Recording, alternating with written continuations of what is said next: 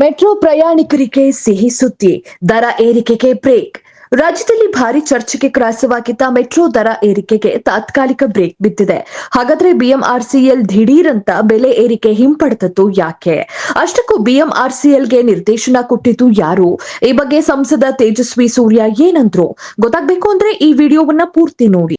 ವ್ಯಾಪಕ ಆಕ್ರೋಶಕ್ಕೆ ಕಾರಣವಾಗಿದ್ದ ನಮ್ಮ ಮೆಟ್ರೋ ಪ್ರಯಾಣ ದರ ಏರಿಕೆ ನಿರ್ಧಾರ ಹಿಂಪಡೆದಿರುವ ಬಿಎಂಆರ್ಸಿಎಲ್ ಸದ್ಯಕ್ಕೆ ಟಿಕೆಟ್ ದರ ಏರಿಕೆ ಮಾಡುವುದಿಲ್ಲ ಎಂದು ಭರವಸೆ ನೀಡಿದೆ. ಈ ಕುರಿತು ಮಾಧ್ಯಮ ಪ್ರಕಟಣೆ ಹೊರಡಿಸಿರುವ ಬಿಎಂಆರ್ಸಿಎಲ್ ನಿರ್ದೇಶಕರ ಮಂಡಳಿಯ ಪರಿಶೀಲನೆಯ ಬಳಿಕ ಅಂತಿಮ ಪರಿಷ್ಕೃತ ದರ ಕುರಿತು ಅಂತಿಮ ನಿರ್ಧಾರವನ್ನು ಪ್ರಕಟಿಸಲಾಗುವುದು ಎಂದು ಸ್ಪಷ್ಟಪಡಿಸಿದೆ.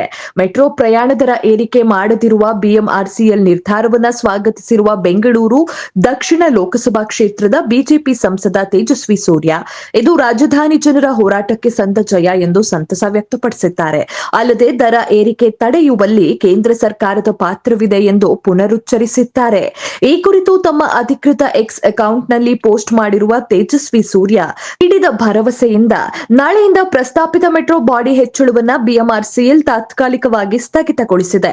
1 ವರ್ಷಕ್ಕೂ ಹೆಚ್ಚು ಕಾಲ ಈ ಅನ್ಯಾಯಕರ ಹೆಚ್ಚಳವನ್ನ ನಿರಂತರವಾಗಿ ವಿರೋಧಿಸಿದ ಬೆಂಗಳೂರು ಜನತೆಗೆ ಇದು ಒಂದು ಜಯವಾಗಿದೆ ಎಂದು ಹೇಳಿದ್ದಾರೆ. ಮುಂದುವರೆದು ರಾಜ್ಯ ಸರ್ಕಾರದ ಜನವಿರೋಧಿ ಪ್ರಸ್ತಾಪವನ್ನ ತಡೆಯಲು ಸಮಯೋಚಿತವಾಗಿ ಹಸ್ತಕ್ಷೇಪ ಮಾಡಿದ ಮಾನ್ಯ ನಗರ ವ್ಯವಹಾರಗಳ ಸಚಿವ ಶ್ರೀ ಖಟ್ಟರ್ ಹಾಗೂ ಭಾರತ ಸರ್ಕಾರಕ್ಕೆ ನಾನು ಹೃತ್ಪೂರ್ವಕ ಧನ್ಯವಾದಗಳನ್ನ ತಿಳಿಸುತ್ತೇನೆ. ಇದು ಕೇವಲ ತಾತ್ಕಾಲಿಕ ಪರಿಹಾರ ಮಾತ್ರ.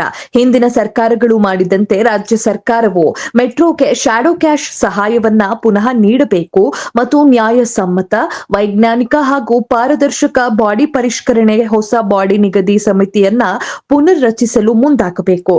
ಭಾರಿ ಟ್ರಾಫಿಕ್ ಸಮಸ್ಯೆ ಎದುರಿಸುತ್ತಿರುವ ಬೆಂಗಳೂರಿನಲ್ಲಿ ಕೈಗೆಟುಕುವ ಸಾರ್ವಜನಿಕ ಸಾರಿಗೆಗಾಗಿ ನಮ್ಮ ಹೋರಾಟ ಮುಂದುವರಿಯುತ್ತದೆ ಎಂದು ತೇಜಸ್ವಿ ಸೂರ್ಯ ಸ್ಪಷ್ಟಪಡಿಸಿದ್ದಾರೆ.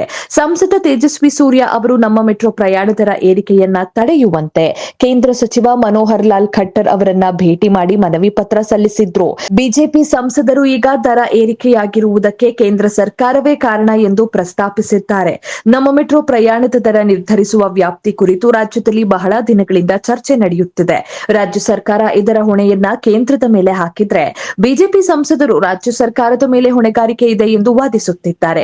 ಈ ವಿಚಾರವಾಗಿ ಇತ್ತೀಚೆಗೆ ಡಿಸಿಎಂ ಡಿಕೆ ಶಿವಕುಮಾರ್ ಮತ್ತು ಕೇಂದ್ರ ಸಚಿವ ಎಚ್.ಡಿ. ಕುಮಾರಸ್ವಾಮಿ ನಡುವೆ ಜಟಾಪಟಿ ಏರ್ಪಟ್ಟಿತ್ತು. ಅದೇನೇ ಇರಲಿ, ರಾಜಕಾರಣದ ಆಚೆಗೆ ಈ ವಿಚಾರವನ್ನ ನೋಡುವುದಾದರೆ ನಮ್ಮ ಮೆಟ್ರೋ ಪ್ರಯಾಣ ದರದಲ್ಲಿ ಯಾವುದೇ ಬದಲಾವಣೆ ಆಗದಿರುವುದು ಒಂದು ರೀತಿಯಲ್ಲಿ ನಮ್ಮ ಮೆಟ್ರೋ ಪ್ರಯಾಣಿಕರಿಗೆ ಗುಡ್ ನ್ಯೂಸ್ ಎಂದೇ ಹೇಳಬಹುದು.